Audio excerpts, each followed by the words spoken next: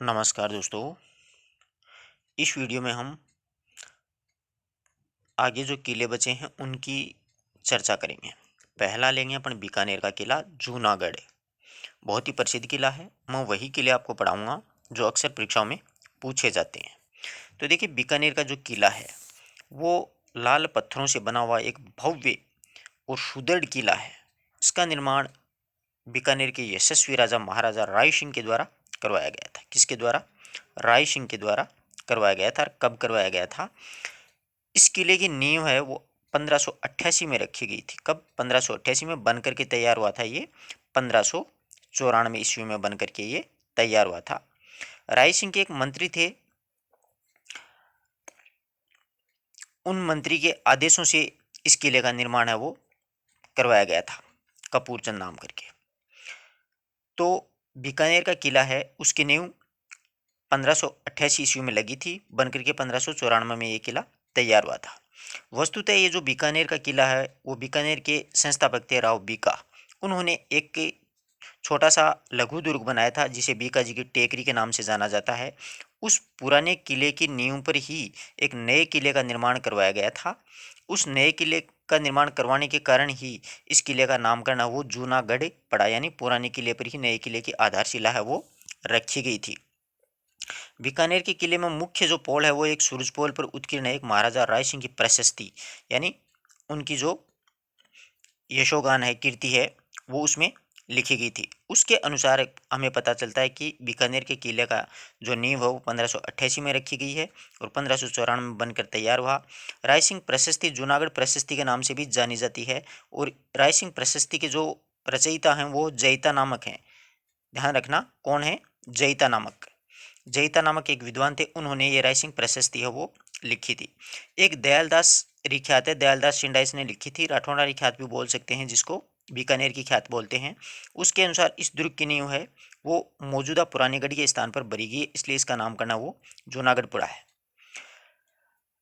करमचंद इनके मंत्री थे राय सिंह के, उनके निर्देशों से ये बना था। जूनागढ़ चतुष या फिर चतुर्भुजाकृति, चतुष्कोण या फिर चतुर्भुजाकृति का किला है। दुर्ग का मुख्य प्रवेश द्वार है वो कर्णपोल कहलाता है तथा इसके बाद में अगला द्वार है वो सूरजपोल है। एक कर्णपोल है, दूसरा सूरजपोल है। इसी दरवाजे की तरफ ये जो सूरजपोल है इस दरवाजे के दोनों तरफ है, इस दरवाजे के दोनों तरफ है, जो 1567 ईस्वी में चित्तौड़ के साके में वीरगति प्राप्त की थी। जो मैंने आपको पिछले वीडियो में बताया था, जयमल मेड़तिया और उनका बहनोई था अमेटका रावत पत्ता सिसोदिया। उनकी गजारूढ़ जो मूर्तियां हैं वो वर्तमान में कहाँ पर हैं? जूनागढ़ में हैं। अकबर ने आगरे के किले में उनको स्थापित करवाया था। औरंगजेब ने वहां से हटवा करके जूनागढ़ के किले हैं यहाँ पर लगवा दी थी राय सिंह ने। बादशाह अकबर ने भी आगरा किला के प्रवेश द्वार पर जयमल और पत्ता की गजारूढ़ प्रतिमाएं स्थापित करवाई थी, जिन्हें बाद में औरंगजेब के आदेशों से हटवा दिया गया था। और जूनागढ़ के निर्माण के समय में है ना वो हिंदू मुस्लिम स्थापत्य कला समन्वय का एक सुंदर उत्कृष्ट उदाहरण अपने सामने प्रस्तुत किया है जूनागढ़ का। दुर्ग प्राचीर बहुत ही सुदृढ़ है। इसमें से कितनी 37 बुर्जें बनी हुई है। जूनागढ़ के किले में कितनी बुर्ज बनी हुई हैं? 37 बुर्जें बनी हुई हैं। तथा दुर्ग के चारों ओर एक गहरी खाई भी है। दुर्ग के चारों ओर एक गहरी खाई भी बनी हुई है, पारी की जिसको बोलते हैं। दुर्ग के आंतरिक द्वार पर दौलत पोल है, फतेह पोल है, रत्न पोल है, सूरज पोल है, ध्रुव पोल है आदि अनेक पोल बनी हुई हैं। सूरजपोल संभवतः जैसलमेर के पीले पत्थरों से बनी हुई है। ये खास बात है, सूरजपोल जो है वो जैसलमेर के पीले पत्थरों से बनी हुई है। महलों की जो बनावट है वो परंपरागत राजपूती शैली की आधारशिला पर बनाई है, जबकि इनकी जो सजावट है, अंकन है, वो मुगल शैली का प्रधानता है उसमें दिखाई देता है। इसलिए हिंदू और मुस्लिम दोनों शैलियों का सुंदर समन्वय हो जूनागढ़ में देखने को मिलता है। सूर्य सिंह के समय में निर्मित एक भवन है। अकबरकालीन मुगल स्थापत्य कला तथा अनूप सिंह के समय में निर्मित भवन शाहजहाँ की स्थापत्य शैली का प्रतिनिधित्व करता है। अनूप महल बहुत ही अच्छा महल है, कभी मौका मिले तो जूनागढ़ जरूर देख के आना। अनूप महल में यहाँ के शासकों का क्या होता था? राज तिलक होता था। जैसे मैंने आपको बताया था कि एक श्रृंगार चौकी है जोधपुर के मेहरानगढ़ में, वहाँ पर जोधपुर के महाराजाओं का राज तिलक होता था, तख्त से निर्मित करवाई थी। इसी प्रकार से लोहागढ़ भरतपुर के किले में मैंने आपको बताया था कि एक जवाहर बुर्ज उस पर भरतपुर के जाट राजाओं का राज तिलक होता था। इसी प्रकार से अनूप महल है यहाँ पर, इस अनूप महल में बीकानेर के शासकों का राज तिलक होता था और इनकी दीवारों और छतों पर, अनूप महल की दीवार और छतों पर उस्ताद कलाकारों के द्वारा सोने का क्या है, चित्रांकन किया गया है, इसलिए वो देखते ही बनता है, यानी बहुत ही सुंदर कार्य किया गया है। और इस महल में रखा हुआ एक इंडोला है, वो भी बहुत ही सुंदर उत्कृष्ट नमूना है। जूनागढ़ की एक प्रमुख विशेषता यह है कि यहाँ पर दुर्लभ और प्राचीन वस्तुओं के शस्त्र शास्त्रों, देवी प्रतिमाओं तथा विविध परिवार के पात्रों में फारसी एवं संस्कृति के लिखे हुए हस्तलिखित ग्रंथ, बहुत ही सुंदर एक समृद्ध संग्रहालय भी है, जिसे अनूप संग्रहालय कहा जाता है। इस दुर्ग में फूल महल है, चंद्र महल है, अनूप महल है, कर्ण महल है, लाल महल है, छत्र महल है, गज मंदिर है और गंगा निवास है, रत्न निवास है आदि अनेक बने हुए हैं। इसके अलावा इस किले की दूसरी महत्वपूर्ण बात यह है कि यहाँ पर एक उष्ट्रशाला है जिसको सूरतखाना कहते हैं, एक अश्वशाला है जिसे आतिश कहते हैं, घंटागृह आदि देखने के दर्शनीय स्थल हैं यहाँ पर। दुर्ग के अंदर दो कुएं, एक तो रामसर और एक रानीसर, दो कुएं बने हुए हैं और इस दुर्ग को हो जमीन का जेवर भी कहा जाता है। बीकानेर के किले को क्या कहा जाता है, जमीन का जेवर की उपमा दी गई है। बीकानेर के शासकों ने मुगल बादशाह अकबर की अधीनता स्वीकार कर ली थी, अतः इस दुर्ग पर कोई बड़ा आक्रमण नहीं हो सका। यहाँ हुए अधिकांश आक्रमण जोधपुर और नागौर के राठौड़ों के द्वारा ही आपस में हुए थे। जोधपुर शासक राव मालदेव ने 1541 की बात है, जहाँ पर बीकानेर का शासक जैत सिंह था, उस पर आक्रमण किया था राव मालदेव ने और उस युद्ध में जैत सिंह वो मारा भी गया था। इस प्रकार से अधिकार कर लिया था मालदेव ने बीकानेर के किले पर। यह तो आप बीकानेर का इतिहास। अगर किसी प्रकार की कोई त्रुटि हो तो आप लोग पूछ सकते हैं, कमेंट भी कर सकते हैं कि अन्य कौन सी चीज़ें इसमें देखने लायक। एक बहुत ही सुदृढ़ और भव्य और सबसे प्राचीन जो राजस्थान का किला जो माना जाता है वो है बटनेर का किला। इस किले की एक खास बात यह है कि सर्वाधिक विदेशी जो आक्रमण वो बटनेर के किले पर भी हुए हैं, क्योंकि ये सबसे उत्तरी दिशा में था, इसलिए उत्तर बड़कीवाड़ भी इसे कहा जाता है। उत्तरी सीमा का प्रहरी जो है वो जैसलमेर के किले को कहा जाता है। ये उत्तरी सीमा का वैसे प्रवेश रक्षक भी कहलाता है, क्योंकि जैसे विदेशी जो शासक आते थे तो सबसे पहले क्या है कि बटनेर उनके रास्ते में आता था। तो देखो ये जो किला है वो घग्गर नदी किनारे बसा हुआ है। कई बार परीक्षा में पूछा जाता है कि घग्गर नदी किनारे कौन सा किला है, तो घग्गर नदी के किनारे है वो बटनेर का किला है, जो कि यदुवंशीय भाटी राजा भूपत के पुत्र भट्टी के पुत्र भूपत ने इसको निर्माण करवाया था। किसने? भूपत ने इस किले का निर्माण करवाया था। तीसरी शताब्दी में करीबन 298 ईस्वी के आसपास इस किले का निर्माण हुआ था, यानी इससे पहले राजस्थान में कोई किला नहीं था। ठीक है, यह राजस्थान के उत्तरी प्रवेश द्वार का रक्षक के रूप में भी कार्य करता है, क्योंकि जो मध्य एशिया के जो लोग थे ना, जो विदेशी थे, उन जो आक्रमण अक्सर किया करते थे, प्राय उसकी ओर से जो पहला आक्रमण होता था वो बटनेर पर ही होता था। यह दिल्ली और मुल्तान जाने वाले मार्ग पर भी स्थित है। खास बात इसकी ये भी है, दिल्ली मुल्तान से जब दिल्ली जाते हैं तो इस मार्ग पर बटनेर स्थित है। इस वजह से यह अपने निर्माण के बाद में से ही सामरिक दृष्टि से बहुत ही महत्वपूर्ण किला माना जाता है। साथ ही ये मध्य एशिया, सिंध है, काबुल है, वहाँ के व्यापारी हैं वो मुल्तान से बटनेर होकर के ही दिल्ली या आगरा जाते थे या फिर बयाना जाते थे, जो अपना व्यापार करते थे। मोहम्मद गजनी ने 1001 ईस्वी में मोहम्मद गजनी ने 1001 ईस्वी में बटनेर पर अधिकार कर लिया था।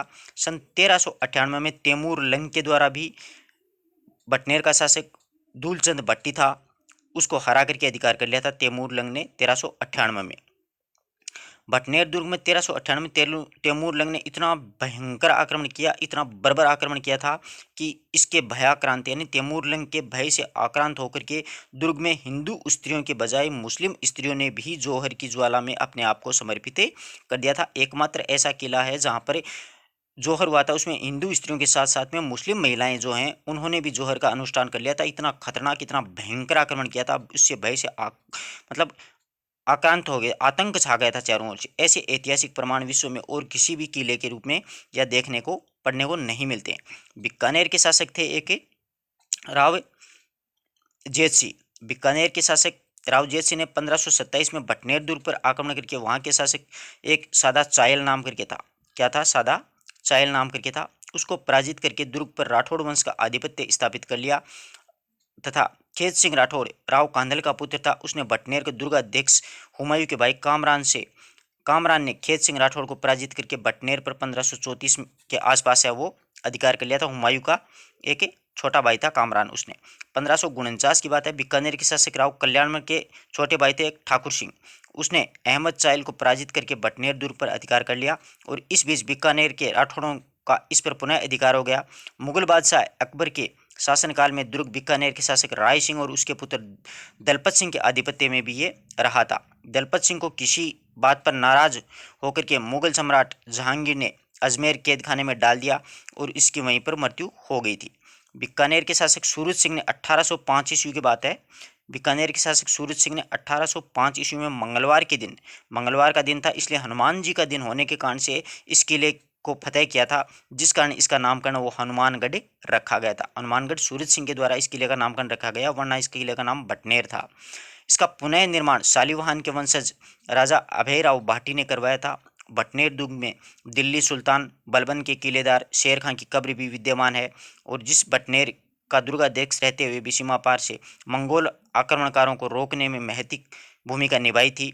बलबन ने इसे यहीं पर जहर देकर मरवा दिया था। बटनेर दुर्ग के प्रवेश द्वार पर एक राजा के साथ 6 रानियों की भी आकृतियां बनी हुई हैं। संभवतः ये रानियां वही हैं जो कि बीकानेर के शासक राय सिंह के बेटे दलपत सिंह थे और उनके साथ में उनकी 6 रानियां थी। उनकी जो आकृतियां वो अनुमान ऐसा लगाया जाता है कि दलपत सिंह की और उसकी रानियों की हैं, जो दलपत सिंह की मृत्यु पर बटनेर में वो क्या हो गई थी, सती हो गई थी। यह बटनेर का इतिहास है। बहुत ही अच्छा प्रश्न किला है ये, परीक्षा की दृष्टि से काफी महत्वपूर्ण है। उत्तरी प्रवेश द्वार का रक्षक किस किले को कहा जाता है, पूछा जाता है बहुत बार। दूसरा, भारत राजस्थान का सबसे प्राचीन किला कौन सा है, तो बटनेर का किला है।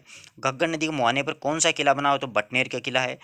कौन सा ऐसा किला है राजस्थान में जिसके साके के अंदर हिंदू स्त्रियों के साथ साथ मुस्लिम महिलाओं ने भी जोहर का अनुष्ठान किया था, अपने आप को जोहर की अग्नि में समर्पित कर दिया था। तो बटनेर के किले में तैमूर लंग ने जब 1398 में आक्रमण किया था मित्रों, तो वो इतना भयंकर आक्रमण था, इतना खतरनाक आक्रमण था। ये तैमूर तो नाम से भी आपको पता है कि कितना खतरनाक आदमी था, वो किसी को बख्शता नहीं था। तो सारी महिलाओं ने जोहर एक साथ ही कर लिया था। इतना भयंकर जोहर है वो विश्व इतिहास में भी आपको पढ़ने को नहीं मिलेगा। बहुत ही खतरनाक आक्रमण किया बताते हैं। आगे देखो, नागौर का किला बहुत ही प्रसिद्ध है, बहुत ही प्रश्न पूछे जाते हैं नागौर के किले से, और नागौर के किले में बहुत सी खास बातें भी हैं। अमर सिंह राठौड़ का नाम तो आपने सुना ही होगा। अमर सिंह राठौड़ की वीर गाथाएं इसी किले के साथ में जुड़ी हुई हैं। तो चलिए अब देखते हैं इस किले का निर्माण किसने करवाया। तो मित्रों, ख्यातों के अनुसार चौहान राजा सोमेश्वर था, जो कि पृथ्वीराज चौहान के पिताजी थे।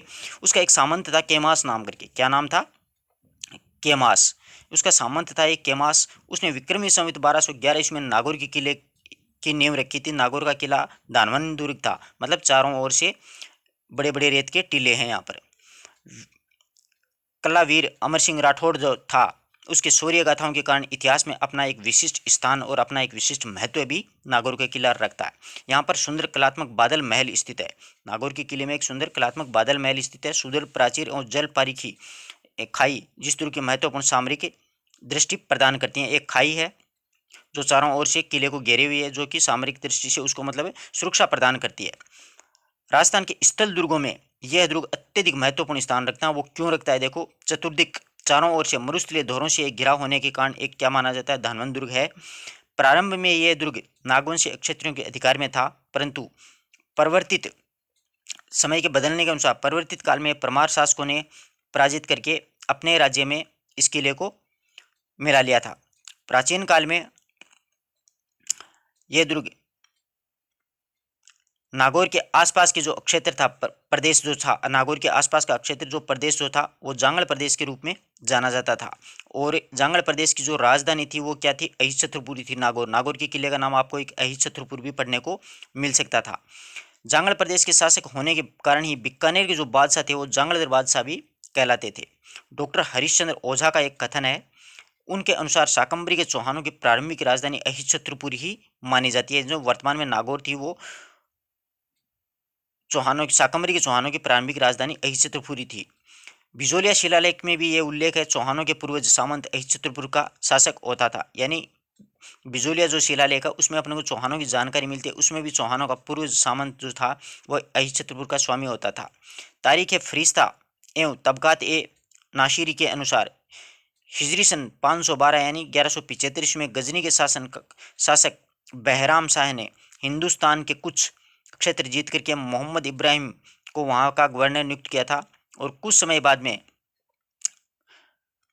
जो बाहलिम है उसने विद्रोह करके स्वालक की वार में नागौर का दुर्ग बनवाया था। साथ ही नागौर कस्बे के चारों ओर परकोटा बनवाया। कर्नल टोड ने और दशरथ शर्मा ने भी नागौर को बहालिम का आधिपत्य का समर्थन किया है कि बहालिम का भी इस यहाँ पर अधिकार है वो रहा था। नागौर दुर्ग वो सिंध से दिल्ली जाने वाले मार्ग पर अवस्थित होने के कारण बहुत ही महत्वपूर्ण होता था। यानी सिंध से इधर से आते थे तो दिल्ली जाते तो बीच में नागौर का किला पड़ता था, इसलिए सामरिक दृष्टि से ये बहुत ही महत्व रखता था। इतिहासकार डॉक्टर दशरथ शर्मा ने कहा है कि नागौर दुर्ग को चौहानों के अधीन सबसे सुदृढ़ दुर्ग बताया है। पृथ्वीराज चौहान तृतीय ने त्रैन के द्वितीय युद्ध में पराजय के बाद में नागौर दुर्ग पर मोहम्मद गोरी का अधिकार हो गया था। महाराणा कुंभा ने भी 1467 ईस्वी में इसे हस्तगत कर लिया, यानी अपने अधिकार में ले लिया। उसका उल्लेख चित्तौड़गढ़ दुर्ग के विजय स्तंभ जो प्रशस्ति है उसमें किया गया है। दुर्ग में स्थित जो हनुमान जी की मूर्ति है, यानी चित्तौड़ के किले में जो वर्तमान में हनुमान जी की मूर्ति है, वो नागौर को जब महाराणा कुंभा ने अपने अधिकार में ले लिया था तो एक मतलब निशानी के तौर पर नागौर से आया, वहाँ पर दरबार में वो हनुमान जी की मूर्ति नागौर से ले गए थे महाराणा कुंभा, जिससे राजस्थान के कई राजाओं ने उसकी अधीनता स्वीकार की। बाद में उसे बीकानेर के राजा राय सिंह को जागीर में दे दिया गया था। नागौर दुर्ग का सर्वाधिक गौरव वीर शिरोमणि अमर सिंह राठौड़ के पराक्रम और स्वाभिमान से मिला है। अमर सिंह राठौड़ जोधपुर के महाराजा गज सिंह का ज्येष्ठ पुत्र था और जिसे उसके उग्र स्वभाव के कारण से महाराजा जो गज सिंह थे उन्होंने उसे राजगद्दी से वंचित करके जसवंत सिंह को जोधपुर का राजा है वो बना दिया गया था। बादशाह जब अमर सिंह बादशाह शाहजहां ने से उनकी वीरता से प्रसन्न हो गया था, जब अमर सिंह बादशाह शाहजहां था उसकी शरण में चला गया, यानी मुगल दरबार में चला गया, तो उनकी वीरता से प्रसन्न हुआ शाहजहां और उन्हें नागौर की जागीर प्रदान कर दी। अमर सिंह ने आगरा में शाहजहां के दरबार में फैज बख्शी सलामत खां के द्वारा ग्वार कहे जाने पर अपने कटार के एक ही आक्रमण से एक ही वार से भरे दरबार में मौत के घाटे वो उतार दिया था। अमर सिंह की वीरता की सबसे खास बात यही थी। बाद में यह दुर्ग जोधपुर नरेश अभय सिंह और उसके भाई तख्त सिंह की जागीर में आ गया था, जिसने दुर्ग का जीर्णोद्धार करवाया था।